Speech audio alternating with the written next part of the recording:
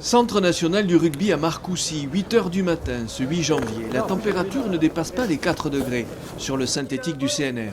Concernés par cet exercice matinal, les arbitres du secteur pro, mais aussi les 8 arbitres vidéo qui interviennent régulièrement en top 14. Objectif, améliorer la communication entre les arbitres pour une meilleure prise de décision. L'échauffement est dirigé par Michael Simon, le préparateur physique, pendant que les arbitres vidéo installent leur atelier. 4 postes de travail et dans chaque ordinateur, des clips vidéo. Je l'avais dit en début de saison, c'est un des axes de travail que l'on va privilégier. Voilà, et puis on a essayé de rendre l'exercice un peu plus ludique en les faisant un peu souffrir sur le terrain, des exercices, et puis surtout aussi travailler sur la prise de décision après effort. C'est important puisque même si on n'est pas dans des conditions bien sûr d'un match normal, ça permet néanmoins d'être fatigué et d'être obligé de réagir sous la fatigue. J'ai pas de problème sur le toucher en but, mais on va vérifier deux choses. Est-ce qu'il y a une raison pour ne pas accorder l'essai, en particulier est-ce que le 12 rouge n'est pas devant ou est-ce qu'il n'y a pas un en avant, et ensuite potentiel jeu déloyal d'un bleu. Est-ce qu'il n'y a pas un avant de scorer? Avant de scorer, est-ce qu'il y a... et potentiel jeu déloyal d'un bleu. On check, on y va. Pour moi il y a une perte de contrôle de ballon. C'est le joueur bleu qui le rabat vers sa ligne, mais dans la phase de plaquage. Et après le 12 quand il le récupère. Alors, attends, faut revoir en arrière, est-ce que c'est une phase de plaquage ou pas? Il peut le récupérer, il a les pieds derrière. Ouais, il a les pieds derrière.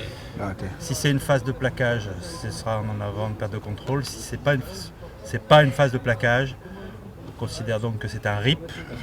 Le ballon va vers l'avant, mais ce n'est pas du fait de perte de contrôle du rouge. Pour moi, la perte de contrôle, elle n'est pas claire. Hein. Pour moi... Regarde, il a dans les mains...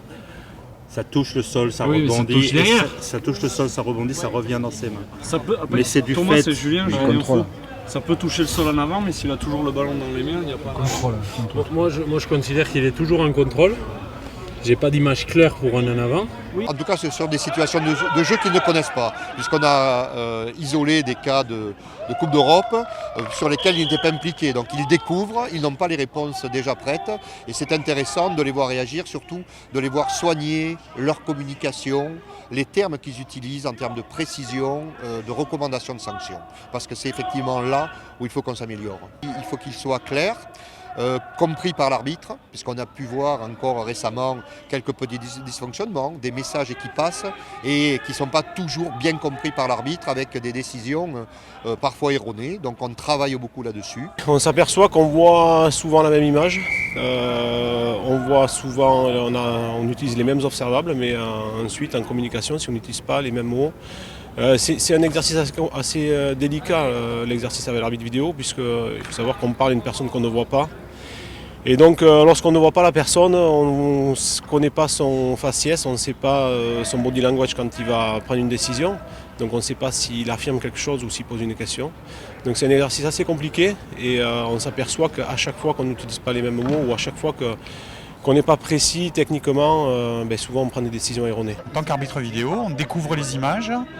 On a accès à demander à repasser des choses, ce qui n'est pas le cas sur ce qu'on travaille aujourd'hui. Par contre, c'est ce travail de discours en équipe qu'on essaye de montrer aujourd'hui là, et sur lequel on s'entraîne. On vient de retrouver une situation de match. Absolument, absolument, qui n'est pas simple. Parce que là, ça peut être que pénalité. À la base, c'est technique, c'est que pénalité, c'est pas du jeu déloyal. La fameuse cohérence exigée dans les différentes prises de décision collégiales passe donc par une communication sans faille entre l'arbitre de centre, ses juges de touche et son arbitre vidéo. Soigner la cohérence.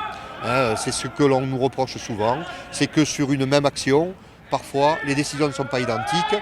On souffre de ça, ça frustre les clubs, ça a parfois des incidences graves, donc on essaye vraiment de travailler là-dessus.